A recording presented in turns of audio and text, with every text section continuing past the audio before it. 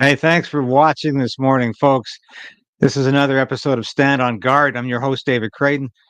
Special guest today is Toronto Sun columnist Brad Hunter. We're going to be talking about the border and what some CBSA whistleblowers were relating to Brad. So stay tuned. This is going to be an exciting adventure.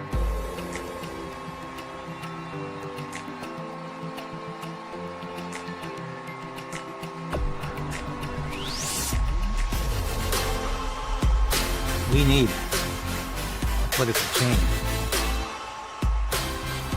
but we also need the resolve to resist.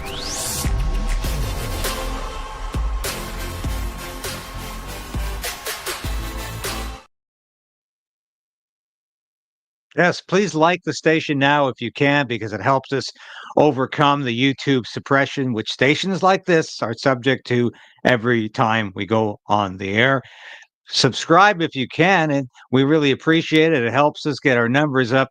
Resubscribe if you must, because YouTube routinely takes people off subscription.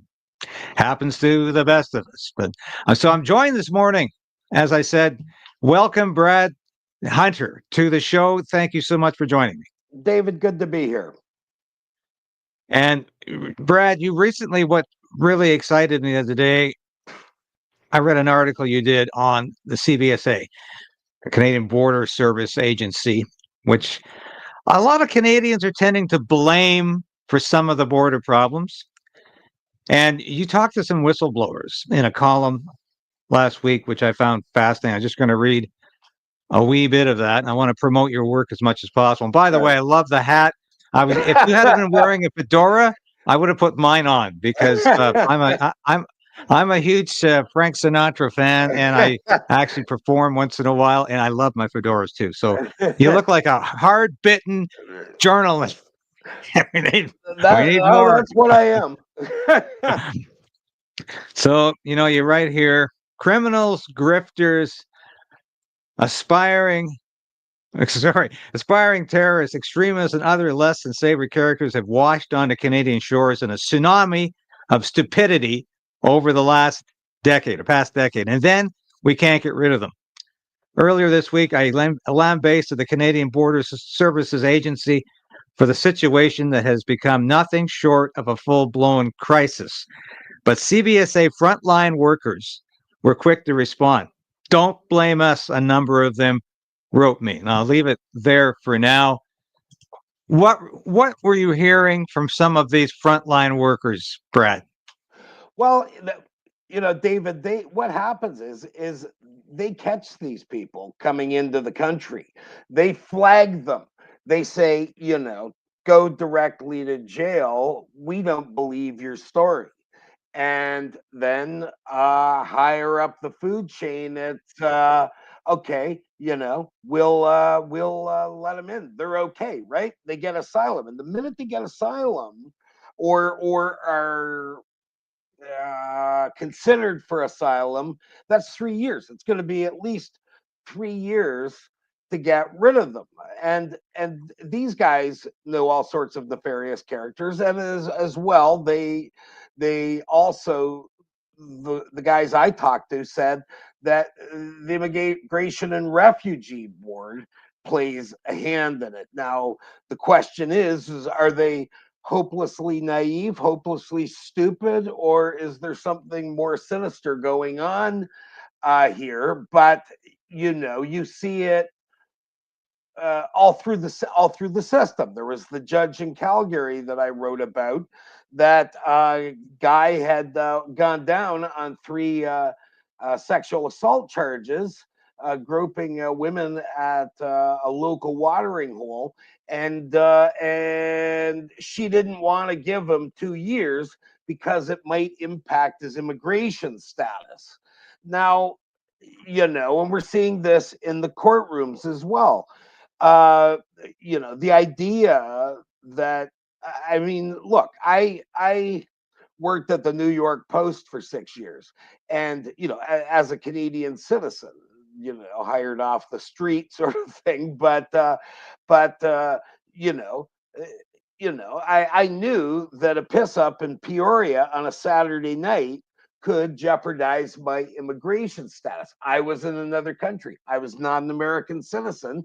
And so I had to watch my behaviors. That doesn't seem to be the rules here. It seems, first, second, third, 10 chances, and the system bending over backwards and keeping a lid on the information so the rest of us can be informed, can be aware of what decisions are being made on our behalf or not in our behalf, as it were.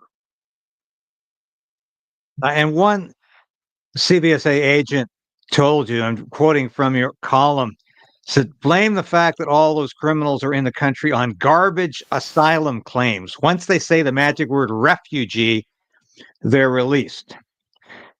Now, of course, we all remember Justin Trudeau in 2017, just after Donald Trump was first elected, putting out, and it was still Twitter in those days, he put out a tweet and saying, refugees of the world, come on into Canada.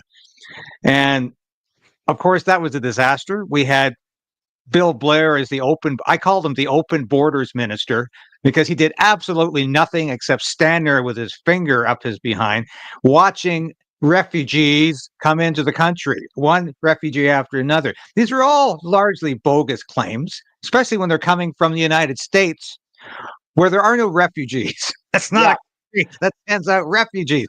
So are we still playing this game? Is that the lesson of this column? We're still asking refugees to come into the country, and it doesn't matter why you call yourself a refugee. Just put your hand up and say, I'm a refugee, and come on in.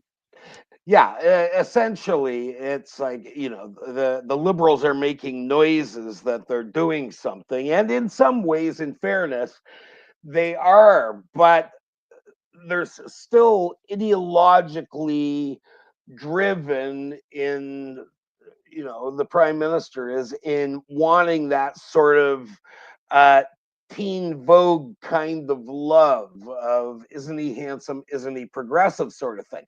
And I don't think that most Canadians are opposed to refugees, legitimate refugees. But what the liberals have managed to do over the last 8 years is shatter a 75-year consensus generally on immigration.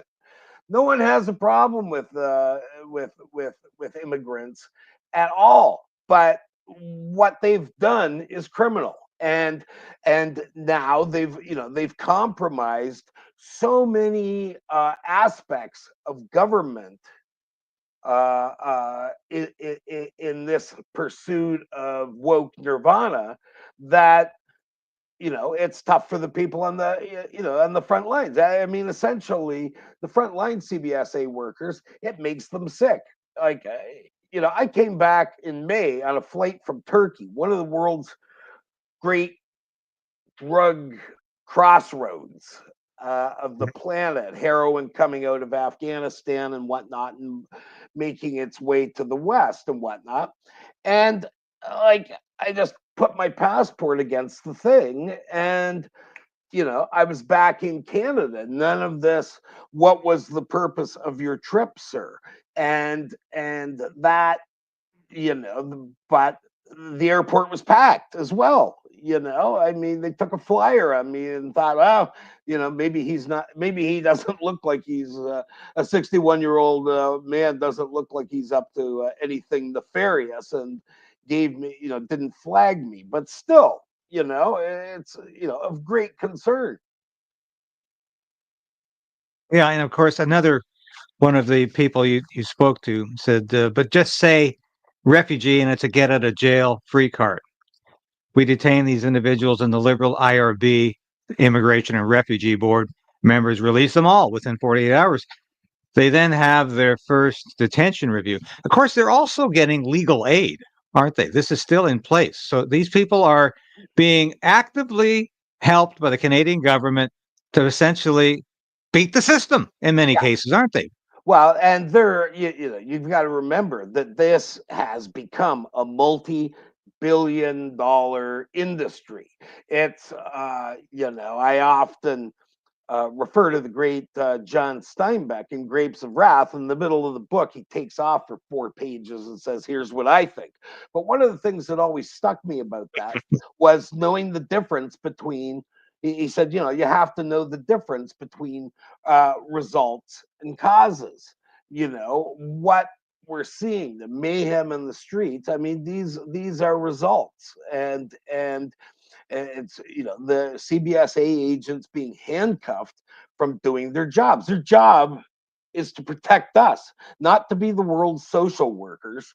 And yet, that's exactly what the liberal government has turned them into. I mean, they're throwing up their hands, and a lot of them are still doing really, really good, crucial work. But when they get in front of the IRB or whatnot, I mean, there are legitimate, as I said, sob stories that should be listened to, and these people should be helped. Problem is that I think that the number of legitimate refugees has been greatly outnumbered by the town clowns who don't really have any business being here. Yeah, that's it precisely. And of course, we've heard the same kind of stories from Customs and Border Patrol in the United States. And you worked for the New York Post for 6 years, and I'm sure you're very acquainted with what has happened at the American border, southern border, under Yeah. Joe Biden. Literally tens of millions of illegals flowing into the country completely because there was absolutely an open border under Joe Biden. And the border agents were saying the same thing. We can't do our jobs. It's a political process. We're being overruled. So, what do you think about what Tom Homan is doing as the border czar in the United States? He started off with criminal illegal aliens and security threats. Send them home. Thank God somebody finally started. Phase 2 will be starting soon, which will be larger deportations of illegals. Can you ever see this sort of thing happening in Canada? Well, I think that there's going to be a tightening of it, but I mean, you have to look at it. In 2019, the CBSA had a page that ran for about 7 years, and it was very successful. And it was the people that they were looking for, most wanted, illegal immigrants who were barred from Canada because of criminality or extremist views and whatnot. And they had a page up there with about 20 different people, and it worked. Well, 2019, let's get rid of it. Oh, well, privacy, we got to worry about that, and that sort of thing. I mean, CBSA's job is to protect Canadians. As I said, it's not the job isn't to be social workers of the world. I mean, I'd hope that they're fair, that they're just, but they're not supposed to be suckers either, and that's up the food chain, because that's what these things happen. The protests running wild in the street, that's only happening because the government has implicitly turned their back on it, or they have winked, because a lot of crime has gone unpunished. It's the idea of me sitting in the middle of the street and praying on a Tuesday at 1 o'clock in the afternoon. At 1 o'clock in the afternoon, I'd be arrested. Of course I would, right? But as a friend of mine, one of my best buddies at the Post, he was a former New York City police captain, and he was one of the architects of broken windows in Comstat that dropped the homicide rate, or number of homicides in New York, from 2,300 down to about 350, the same rate it was in 1937. But he said, and he says, and this stands true as well, is that that any solution to crime is political. Any solution to this is also political. There has to be a will to say, we're spending $1 billion on these initiatives that bring absolutely nothing to Canada. I mean, and that's until somebody says, yeah, this is a big problem, we've got to clean it up and we got to be intense about it, and quite frankly, the only people against it are the CBC, the Toronto Star, and about 1,000 people in downtown Toronto and in North Vancouver, like, but those people have an outsized voice in the policies and direction of the country. And Yeah.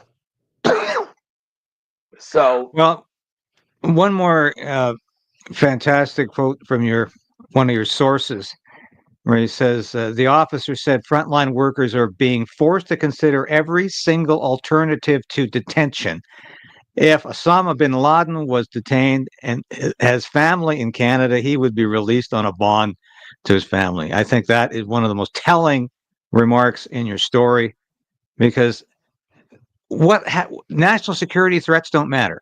It's the process. It's the process the Liberal government has massaged over the past decade, and so it doesn't matter if we're admitting terrorists as long as that terrorist has family. I found that incredible. well, yeah, I mean, it's like a lot of things, and it's in the courts too. This bending over backwards and twisting ourselves into knots to make this thing happen when dial up the first 10 names in the phone book. I'm dating myself, of course, but and ask those people what they think, and they'd tell you it's ridiculous, it's insane, it's a bad idea.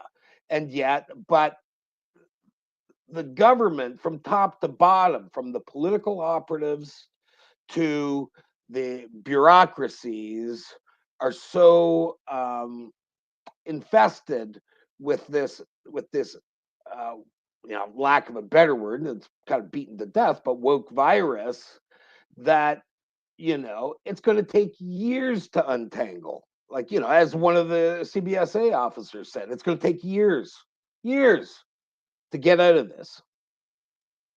Yeah, I think you're right. Talk about the names in the phone book. I remember William F. Buckley Yeah, Jr. once that's saying exactly it. Yeah.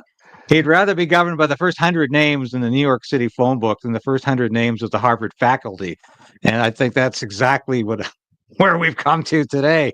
There's a lot more common sense. So Well, every day, I mean, you see stories is that people, who could possibly think this is a good idea? Like, who would think that, letting in a guy who beheaded a guy in Iraq, letting him into Canada was a good idea? Why didn't you do due diligence? Why? I mean, hypothetically, I mean, not hypothetically, but why wouldn't you do due diligence? What's going on in that corner of the world, right? And and judging from what I've seen, a cursory search, a bit of a dig, people who have far more information at their fingertips than you or I do, would turn up a massive red flag that says bad idea. yeah, that very bad idea. You talked about political will being integral to any changes happening with our border security. Supposedly, we have political will right now because Donald Trump insisted upon greater border security or else 25% across the board tariff. Justin Trudeau apparently responded to that, and we got a reprieve, a 30-day reprieve on this tariff. I'm not sure Justin Trudeau really did respond to it. And I'll tell you why. And I just want your thoughts on this, because he promised 10,000 frontline personnel. And I'm not sure what the hell frontline personnel means, because he intentionally did not say soldiers, troops, military personnel. He didn't identify cops, police, CBSA agents, just frontline personnel. These frontline personnel have not appeared anywhere magically at the border since he made that promise. And they don't appear to be coming to the border anytime soon. we now have I hesitate to use the F word, but it's that drug that YouTube doesn't like us to talk about, Czar at the border. But what really kills me, Brad, is that every time our border security is mentioned, the mainstream media, with the exception of your paper and other Sun papers, love to say, "Hey, we have a $1.3 billion border plan." And I'm saying, have you guys looked at that $1.3 billion border plan? Because it's in the fall economic statement. If you read the fine print, all of that $1.3 billion, or virtually all of it, is spent in years 3, 4, and 6. It's a 6-year plan. There's virtually no money being spent this year or next year. There's more money on the gun grab being spent by the Trudeau government than border security. This so-called border plan is totally fabricated. Yeah, I mean that's the thing. I mean the gun thing to me, had always been a red herring, and that yeah, we're gonna just to appease the good folks of the annex and academic lounges, but it was always a red herring. It's but that's sort of what they like to do is they say we're going to do this, we're going to operate in this sort of thing, and then do absolutely nothing because they're going to do absolutely nothing. And part of that reason is because, as uh, Global Affairs Minister Melanie Jolie said, have you seen the demographics in my writing? And that's what drives them. Keeping power is what drives them, not good governance. Um, and it's that's going to be the way they continue to operate until they're put in the penalty box for a good decade, because everything about these guys is politics, right? It's just you know how about just a little sense on some of these things. I mean, I saw a story that in the Toronto Star, of course, yesterday about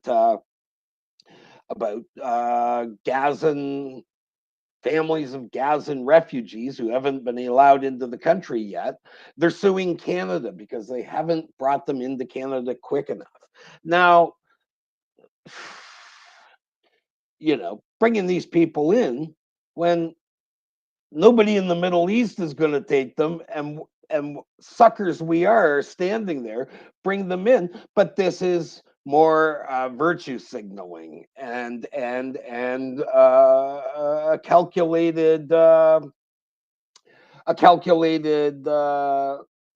grab as well. And everything, when everything runs like that, you know sense doesn't come into it. It's only to that end. It's like a friend of mine once took a course on rock and roll at Carleton University, and in describing heavy metal, the instructor said, metal has no past, it has no future, it lives only in the present, and that's what the liberals are. Yeah. So, do you think the Trudeau government is making enough effort to secure the border to a degree that's going to satisfy Donald Trump, so we can continue to get a reprieve from this cross-the-board terror? God, no. I mean, the thing is Trudeau's going to. I mean, he's like, they're like, the bad kid. I mean, I always knew when my kids were lying to me, and I said you got to get better at lying, right? But they think they're getting away with it, when they're 7, 8 years old. And I see the government as the same way. It's living only in the moment, and it's I hope mom isn't pissed with me about this. Maybe she'll forget about it. Maybe, and that's how they're approaching it. And that's a disaster. Yeah, I couldn't agree more. I just hope because I certainly don't want to see the tariff. I don't want a trade war. It's going to be bad for both of us. But I kind of hope Donald Trump doesn't notice. But I think I'm deceiving myself when I when I say that because I'm not with our new F czar, and I'll have to say that because we're getting dinged all the time for using that drug word No kidding, on the eh? broadcast. It's incredible. Yeah, the censorship's incredible. But this so-called czar is not even being called a czar. He's being called like a commissioner for this problem. And of course, he's a former deputy RCMP commissioner who's worked as a deputy minister with the Trudeau government. He's been an advisor to Justin Trudeau for the past 6 years. He's been in the Liberal government since 2019, since he left the RCMP. I am not at all assured that this guy can do the job with his background and his close connections to the government. And personally, I don't know if he's going to wash either, but at least they appointed somebody. I was Yeah. recommending someone outside of the government, like former Chief of Defense Staff Rick Hillier.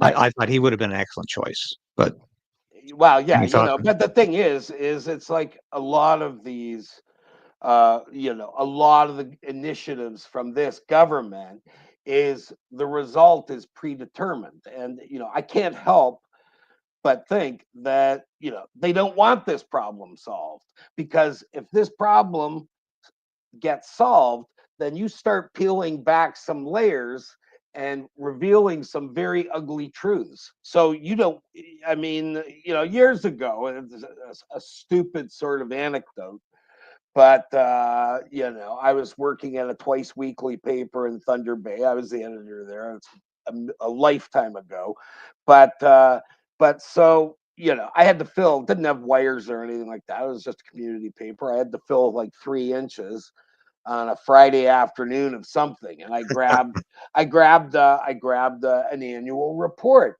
off of some charity, and I just I was anxious to get to the bar, and I just banged it out, and left. Didn't think about it.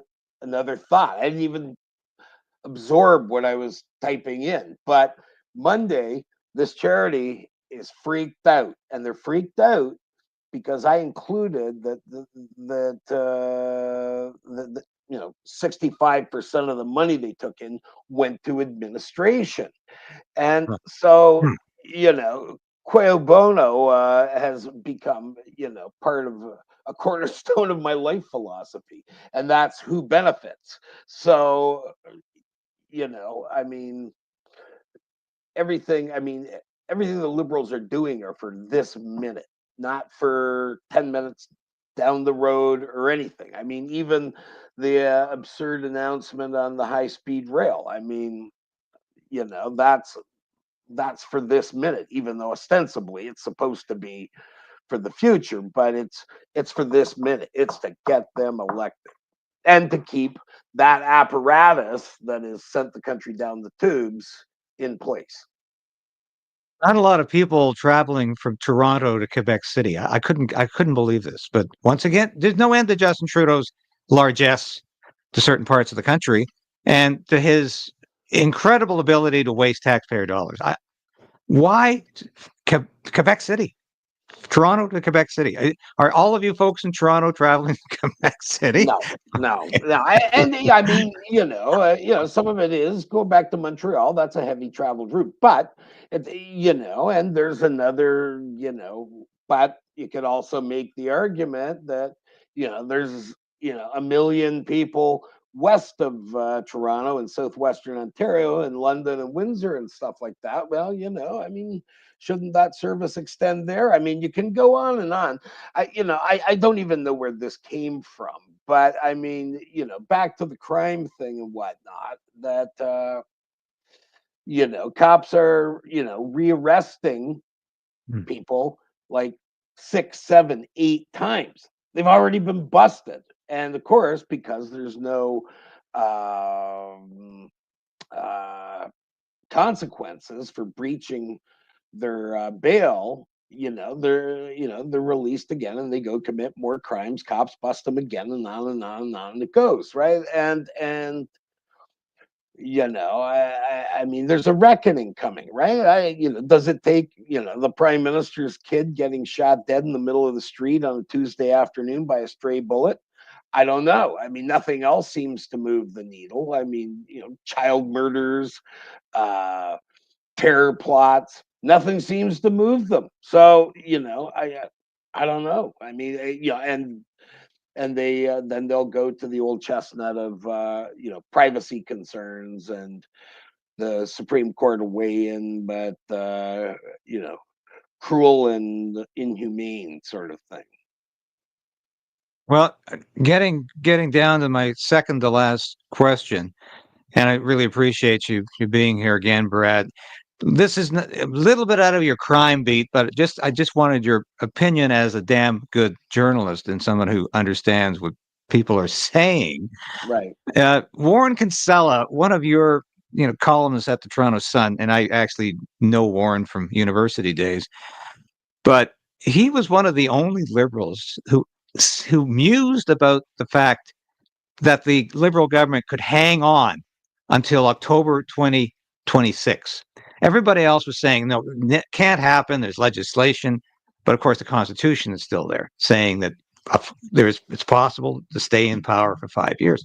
Now, Karina Gould, I have nothing but contempt for Karina Gould, the Liberal House leader, because she's the one that wanted to redact all of the information from Hansard in the House of Commons that there was ever a former Waffen SS member invited to sit in the parliamentary gallery. She wanted that completely censored.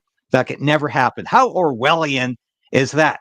But here's Karina Gould musing about staying in power until October 20. If we are in a full-blown tariff war with the U.S., that might be a reason not to go to the polls. And here's Mark Carney. Yes, and Mark Carney's asked the same question. He originally, when he started running for leader, said, "I'm going to have an early election." Now he's not answering. Will you call an election if you win?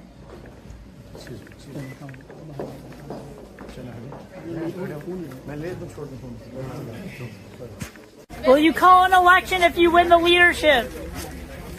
Mark, will you call an election if you win?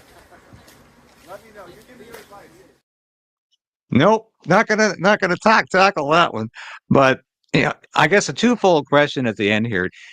Do you really think it's possible that we're going to have to put up with this corrupt, invasive, inept Trudeau government for another 16 months or more?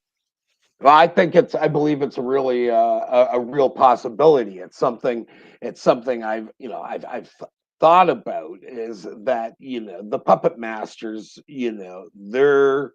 there's a lot of money at stake, as we've seen, green slush fund and other things like that. There's a lot of money at stake. They will hang on and do everything possible except take their record to the Canadian people. I believe that that's a very real threat. What does Jagmeet Singh do? Does he do something to try to rehabilitate his dishonored image? I mean, there's been times I've voted for the NDP, and I voted for them, not necessarily because I'm ideologically lockstep with them by any means, but I voted for them because I want them to keep the two other parties honest. Jagmeet Singh has washed that down the drain.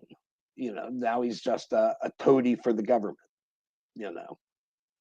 I couldn't agree more. He has totally destabilized the NDP. And I think if you talk to caucus members quietly anyway, they won't say this publicly, but they have lost confidence in Jagmeet Singh. And it's interesting, every time Jagmeet Singh does a news conference, you see people like Peter Julian, their House leader, standing behind him, almost daring him to say again, we're going to prop up the Liberal government for as long as it takes. And because the caucus, the NDP caucus, knows they are facing potentially extinction in the next election. And they're worried. They're very concerned. And I have to agree with you. Sometimes it's nice to have a third party to keep them honest, because I'm in the bag for no political party. I've worked in Parliament Hill. I know they always disappoint you. I never trust a politician as far as you can throw them, because they're always about their self-interest in the end. This is why journalists have got to be objective and have got to view politicians as part of the problem, not the solution. We need smaller government, not larger. And I will continue to fight for that. And I'll end it with this, Brad. Mark Carney intrigues me, and I'll tell you why. Because I don't think he's anything like the mainstream media is presenting him as some sort of political savior. He might be improving the fortunes of the Liberal Party, although I think a lot of those polls are completely skewed. But to me, he comes across like a character, and I've done a little vignette about this on my program. In 1979, and you're probably old enough like I am to remember this movie. It was called Being There. It was Peter Sellers' second to last movie, where he plays a very simple-minded man who has learned everything in his life from watching TV. And he simply repeats the talking points or the narrative he's learned from television. And when I see Mark Carney speak, I think it's Chauncey Gardiner. He's got nothing original to say. He just reads off talking points, and he comes across to me like Trudeau on Valium, like Justin Trudeau on Valium. He is so boring. He has no engagement powers. He has no warmth. He has absolutely nothing to offer as a politician except to say that I've never been one. But do you think that Carney is in any way serious about a middle class tax cut? He already has backtracked on his promise to balance the budget. I don't know if you noticed that. Last week he was in Kelowna, and I'm from BC, so I know Kelowna. There's a lot of intelligent people in Kelowna. None of them are out in that 50 person crowd that came out to see Mark Carney in Kelowna. But of course, that was not only the place he announced he's going to use the emergency powers of the federal government to enforce his policies, and huge applause from 50 people for that announcement. But he says, I'm going to balance the budget as well as a middle class tax cut. And days later, he said, no, we're going to have deficit spending. What have we had for the last decade? And of course, he has been the author of that deficit spending as an insider in the Liberal government, advising Chrystia Freeland, advising Justin Trudeau. And now, of course, he's an outsider. And he's talking about a middle class tax cut and balancing the budget one day and spending like a drunken sailor the next. Can we take this guy seriously at all? I don't think so. I mean, I think you put him in the in the Michael Ignatieff file, and I would say that Ignatieff exhibited substantially more intellect and ideas. I mean, he didn't necessarily present well, but that he did have Ignatieff did have some substance. I mean, what I'm being telegraphed is get ready for more of the same. Like, maybe lighter, maybe a tweak here and there, but absolutely the same nonsense. Yeah, I couldn't agree more. I am just hoping Canadians are not stupid enough to buy this act, We are. because it's We are. Well, at yeah. least you see the Carney crowds, and they're complete bedrock Carney crowds, and they were the people that have done well under Justin Trudeau. They're more often than not above 65. They're retired, either they're from their civil service jobs or from teaching or some such thing.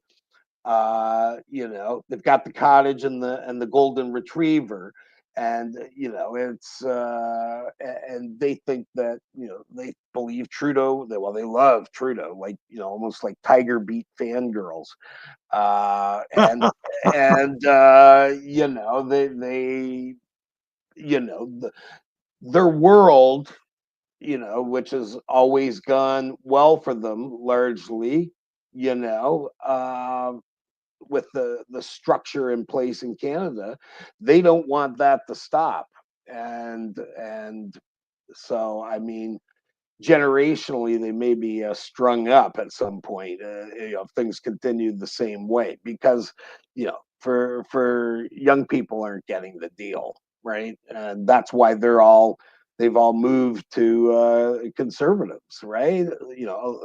Nobody under 60 votes for the Liberals, right? Or at least very few.